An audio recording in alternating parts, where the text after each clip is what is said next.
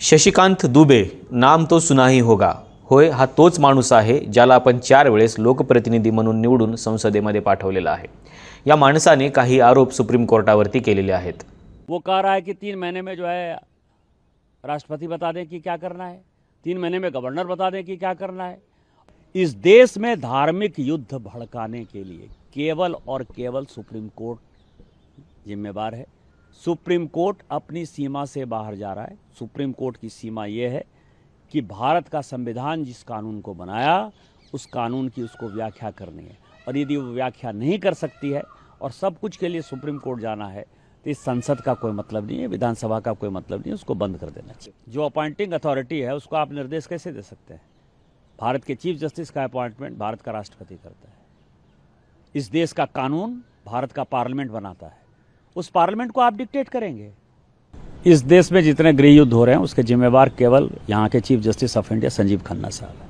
त्यांचं म्हणणं असं आहे की भारतामध्ये सुरू असलेल्या धार्मिक युद्धाला सुप्रीम कोर्ट जबाबदार आहे। दुसरी महत्त्वाची गोष्ट म्हणजे सुप्रीम कोर्ट मर्यादेच्या बाहेर जात आहे, आणि तिसरी गोष्ट म्हणजे सुप्रीम कोर्टाचे मुख्य न्यायाधीश संजीव खन्ना हे गृहयुद्धाला जबाबदार आहेत। असे 3 आरोप त्यांनी सुप्रीम कोर्टावरती केलेले आहेत। भारतीय राज्यघटनेमध्ये सुप्रीम कोर्टाला काही महत्त्वाचे अधिकार देण्यात आलेले आहेत, आणि त्याने निपक्षपातीपणे आणि स्वतंत्रपणे आणि निर्भीडपणे कारभार करावा अशा प्रकारची शक्ती त्यांना संविधानाने दिलेली आहे। परंतु या सुप्रीम कोर्टावरती आता मात्र दबाव आणण्याचा प्रयत्न केला जातो आहे। त्याचं कारण असं आहे की वक्फ विधेयकावरची सुनावणी सध्या सुप्रीम कोर्टामध्ये सुरू आहे, आणि या वक्फ विधेयकावर बोलत असताना सुप्रीम कोर्टाने असं म्हटलेलं होतं की काय तुम्ही तुमच्या धार्मिक संस्थांमध्ये मुस्लिमांना देखील प्रतिनिधित्व देणार आहात का, हा त्यांचा प्रश्न होता। आणि त्यामुळे वक्फ बोर्डामधलं जे काही विधेयक आलेलं होतं त्या विधेयकामध्ये बऱ्याचशा दुरुस्त्या कराव्या लागतील असं देखील वक्तव्य सुप्रीम कोर्टाने केलेलं होतं, आणि याची सुनावणी करत असताना त्यांनी सरकारला त्यांचं म्हणणं या बाबतीमध्ये काय आहे हे देखील विचारलेलं होतं। यावरून शशिकांत दुबे यांना असं वाटतं की हा एक प्रकारे धार्मिक युद्ध भडकावण्याचा प्रयत्न आहे, आणि याला सुप्रीम कोर्ट जबाबदार आहे। म्हणजे धार्मिक कुठल्याही प्रकरणावरती आता सुप्रीम कोर्टाने सुनावणी घेत असताना या राजकीय पक्षांचा विचार केला पाहिजे अशा प्रकारची जी काही प्रक्रिया आहे ती आपल्या देशामध्ये सुरू झालेली आहे। दुसरी महत्त्वाची गोष्ट म्हणजे त्यांचं असं म्हणणं आहे की सुप्रीम कोर्ट मर्यादेच्या बाहेर जात आहे। याचं कारण असं आहे की सुप्रीम कोर्टाने जे काही तामिळनाडूच्या प्रकरणावरती सुनावणी केलेली आहे, आणि राज्यपालांना आणि राष्ट्रपतींना जे काही 3 महिन्याची मुदत दिलेली आहे त्या मुदतीमध्येच त्यांनी निर्णय द्यावेत किंवा निर्णय घ्यावेत अशा प्रकारचं वक्तव्य सुप्रीम कोर्टाने केलेलं होतं। त्यावरती ते असं म्हणतात की सुप्रीम कोर्ट आता त्याची जी काही मर्यादा आहे ती मर्यादा ओलांडायला लागलेला आहे। त्याचं कारण असं आहे की सुप्रीम कोर्टाच्या मुख्य न्यायाधीशांची नियुक्ती हे राष्ट्रपती करतात, आणि ज्यांची नियुक्ती राष्ट्रपती करतात त्यांनाच सुप्रीम कोर्ट आदेश कसा काय देऊ शकतं। याचा अर्थ असा नाही की राष्ट्रपती हे सुप्रीम कोर्टापेक्षा मोठे आहेत, हे दुबे यांनी समजून घेतलं पाहिजे। परंतु दुबे यांचं म्हणणं असं आहे की अथॉरिटी म्हणजे जे काही नियुक्ती करणारी अथॉरिटी आहे त्यालाच तुम्ही आदेश देऊ शकत नाही।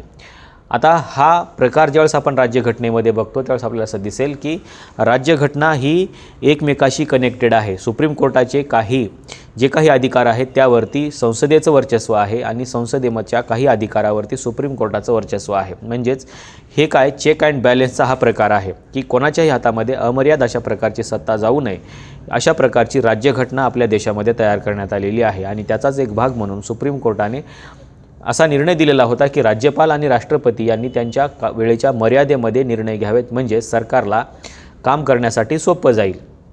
आता याच्यामध्ये वावगं काही नव्हतं, कारण राज्यपाल आणि राष्ट्रपती हे काही 10-10 वर्षापर्यंत ते निर्णय पेंडिंग ठेवू शकत नाहीत। त्यांना जो काही कालमर्यादा देण्यात आलेला आहे ती कालमर्यादा त्यांनी पाळली पाहिजे।